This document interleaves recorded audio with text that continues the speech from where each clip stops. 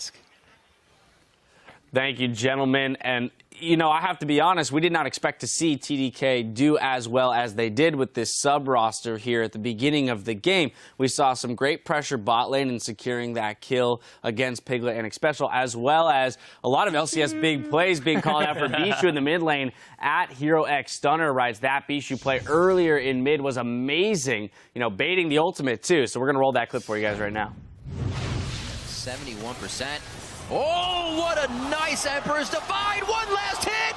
Bishu says thank you very much. TDK have Alex Siege, now Bishu, all these mid lane substitutes always working out just in range for the knock-up. Knocks him back right away. Nice little outplay there. Phoenix did follow a bit too closely, but a nice capitalization there by Bishu. Also really nervous when you make a play like that and he burns his flash. Probably could have gotten away with it with just turning his back, but really, really great outplay. Yeah, so essentially, you know, it's nice to have seen these guys come in, you know, as a sub squad and have the confidence to make plays like this. That's what you want to see when you only have limited number of games on this LAN stage, is really come out, make a name for yourself, put pressure on the other team. And we saw it kind of take, you know, Team Liquid off guard and put them a little off kilter for a good portion of this game before they were able to wrestle control out of them. Yeah, it's kind of what Jat likes to say, where they're playing with house money at that point, right? They're like, all right, we're playing in the LCS, we're getting this experience, let's go hard. Last time CLG had a sub squad, I think they got first blood every game they played in, right? Because they're just going hard, they're making these early plays, and then when they get out strategized later on in the game, that's the problem that they run into. So they're getting these early game leads, and it's good to see that, right? I'm glad that Bishu was able to do that and not play passively. But Kez, the guy who is on TDK as a permanent resident, is making more early game moves than we saw when he was on Complexity. He wasn't just like, all right, 80 minutes the dream, we're going to go and gank bottom, we're going to apply pressure to this map, and we're going to start getting the game snowballing in our favor. It didn't work out later on because top lane got out of control, but it's good to see that from him. Well, and that's where I do want to look next, is the longer-standing members of TDK in Seraph and Kez. You've already brought up Kez and his ability to shot call around the map, have presence in all of the lanes. Unfortunately, Gnar did pick up 3 early kills, so when he did show up top lane, it was to no avail.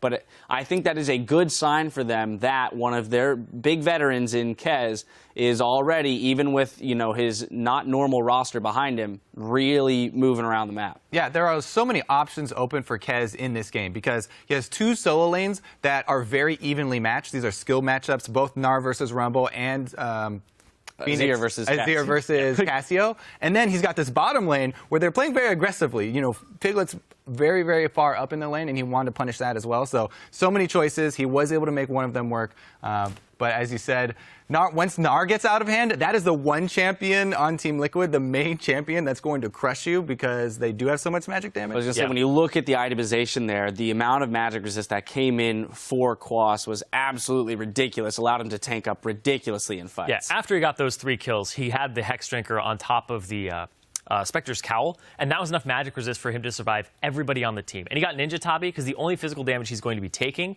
is quirky auto attacks for the most part.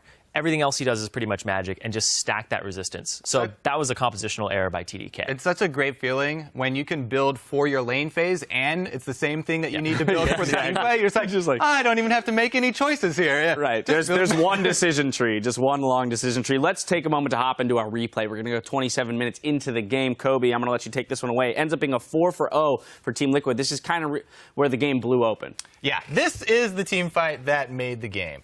Well, we're going to pull it up. I hit myself there. The teams right now are actually extremely close. Very, very close in gold.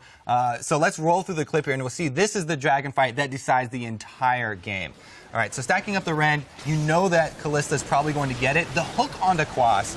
This is the perfect team fight for Team Liquid. His Gnar bar is already charged up. You're basically pulling him in exactly where he wants to be anyway. And then they followed up so well with Dominate with his Gragas ultimate, right into Phoenix as well with the Kallista ultimate. Perfect execution after they were set up so nicely to get that giant Gnar ultimate. After that, it's very easy for them to just finish out the team fight. And Liquid kept their threats in different positions, so the Rumble ulti only goes across Piglet, and Phoenix can do whatever he wants on the side. It was really well played, just positionally and in execution. Right, the layering of the CC there, Annie into Gnar, into Cassio ult.